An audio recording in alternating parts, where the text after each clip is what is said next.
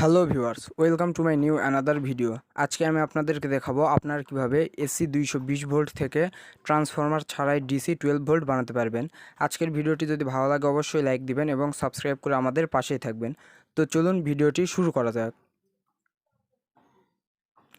তো এর জন্য প্রথমে আমাদের এরকম একটা 155 যে পিএফ ক্যাপাসিটর লাগবে, তারপরে লাগবে এরকম 4 পিস রেকটিফায়ার ডায়োড, তারপরে লাগবে এরকম একটা 25 ভোল্ট 100 ইউএফ ক্যাপাসিটর।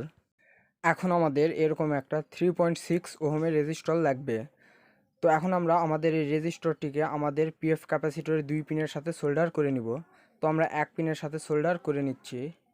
আমাদের সোল্ডার করা শেষ।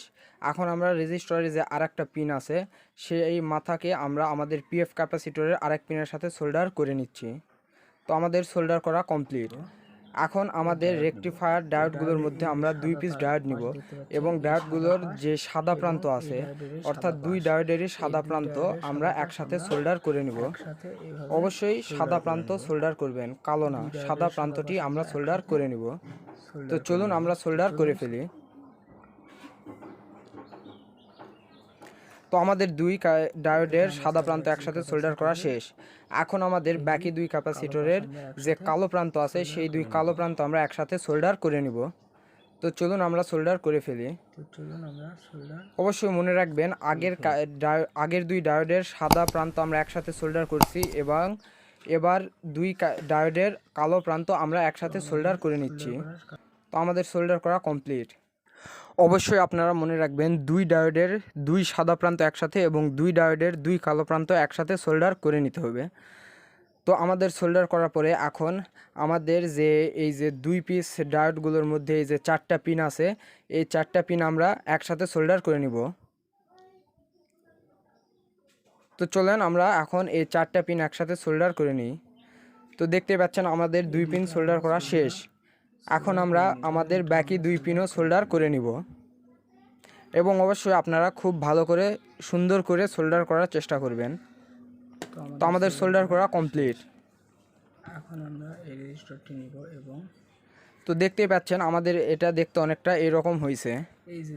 আমাদের ডায়োডগুলোর মধ্যে যে 2 সাদা প্রান্ত একদিকে ছিল এই দিক থেকে আমাদের 12 ভোল্ট পজিটিভ আউটপুট হবে এবং আমাদের ডায়োডগুলোর যে 2 কালো প্রান্ত একসাথে সোল্ডার করছি ওই দিক থেকে আমাদের 12 ভোল্ট নেগেটিভ আউটপুট হবে এবং আমাদের বাকি যে 2 সাইড আছে এই সাইড এবং এই সাইড, এই 2 সাইড থেকে আমাদের এসি ইনপুট হবে। তো এখন আমরা আমাদের এই পিএফ ক্যাপাসিটরটির যে কোনো এক প্রান্তের সাথে আমাদের যেই দিকে এসি ইনপুট হবে সেই দিকে আমরা সোল্ডার করে নিব। তো আমরা যদি এই দিকে করি তাহলে হবে, আবার এই দিকে করলেও হবে, কোনো সমস্যা নেই। তো আমরা সোল্ডার করে নিলাম। সাদা সাইড এবং একটা কালো সাইড আমরা এভাবে ইউএফ ক্যাপাসিটরটা নিব। এখন আমরা আমাদের এই 25 ভোল্ট 100 ইউএফ ক্যাপাসিটরটি আমাদের এই ডায়োডের সাদা প্রান্তের দিকে অর্থাৎ পজিটিভের সাথে পজিটিভ এবং যেই দিকে নেগেটিভ আউটপুট হবে সেই নেগেটিভ থেকে আমরা নেগেটিভের দিকে সোল্ডার করে নিব।